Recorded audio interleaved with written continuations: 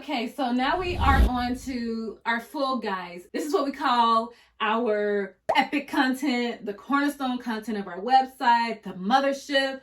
This is everything. This is going to basically be a mini ebook type of guide. And if you're familiar with Backlinko, then you remember that he used to do these epic blog posts that he would only post them a couple of times a month, maybe at the most, but they would include so many things. And you can take this same concept and apply it to your own blog post, your own keyword. If you are trying to dominate a specific type of keyword and you want to create this mothership type of content. So the purpose of this particular blog post is that it is highly educational.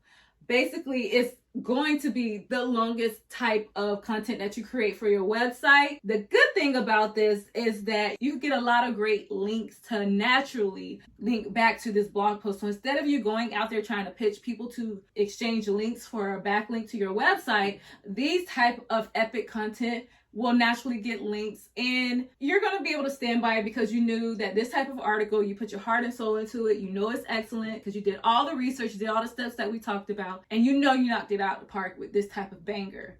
Now, this type of guide, it is a mixture of tips, how-tos, lists, and Q&As. So that's how your outline may flow with this type of article. You may start out with a few questions.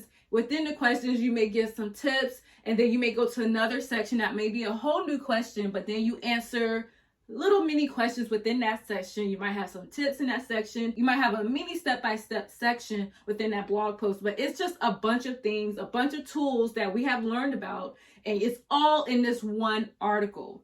Also, this type of article uses a lot of imagery. You're going to find some really good infographics in these type of articles.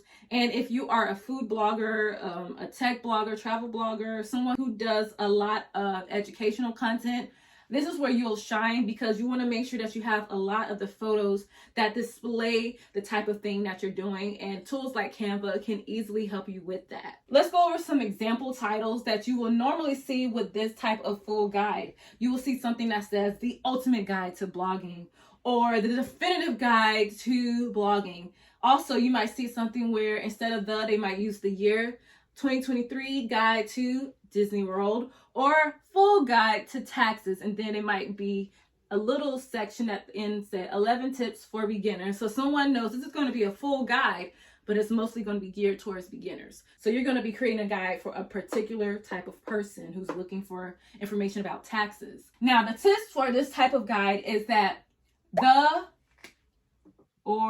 the particular year, you want to have it towards the front. You want to have it towards the front of your article. So it could be 2023 or 2024, whatever the year is. And then you want to take your time with this article. You want to make sure that you do some really good, thorough research and that you spend some time trying to figure out how you want your outline. Now, I can give you a basic outline for this, but this is going to truly depend on the keyword and the goal that you're trying to accomplish for the reader in this guide. Other words, like I mentioned, you might see ultimate, full, complete. Now I'm going to give you a very brief outline on this. And like I said before, you have to decide on the outline you want from your ultimate guide because this is going to vary because it's a mixture of a lot of things. And we're going to go back to the cheap flights of Florida pretend website that we made up that we don't know if it exists because I got to keep saying that. We're going to start out with our introduction. We always have our introduction, and we know that our introduction can do a slight story. So if we are talking about Florida airports. So remember our listicle was about the best airports in Florida? Now we're going to do a guide. And our keyword is Florida airports. You say 2023 or 2024, guide to Florida airports. And then we might put for beginners. So now we have our title, but we're going to start off with our introduction. And then we're going to talk about the Florida airport. So what I would think about, because this is me not using Google, just off the top of my head, I might say something flying into Florida. Or I might say what to know before flying into Florida. So here you may give some special little insight that someone may not know about flying into Florida. And then you might say the 5 best Florida airports. So you see how first I started with a question, or it wasn't really a question, it's just about, before we get this article, these are just some things you should know about flying to Florida. Are there any things that's different to know? Maybe it might be due to weather. So you will put a little something right there. And then now you're going to go into best types of airports at Florida. You're probably going to talk about what makes each one special. And remember that article we wrote about the 5 best airports in Florida? You could kind of interlink those two together because this one is the more mothership content. And after you talk about the 5 best airports, it might start out with a question. So you might have a question here: how to find cheap flight tickets to Florida.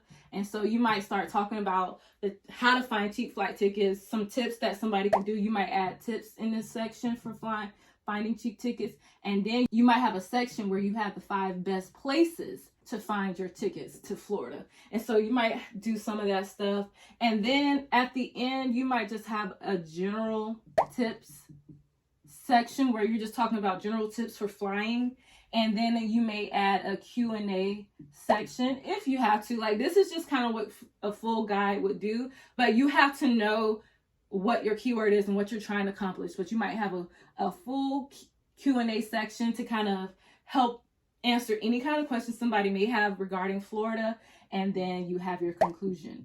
But like I said, this is going to depend on your keyword research and the stuff that people are looking for and asking for. So that's how you can write your full guide with your blog post.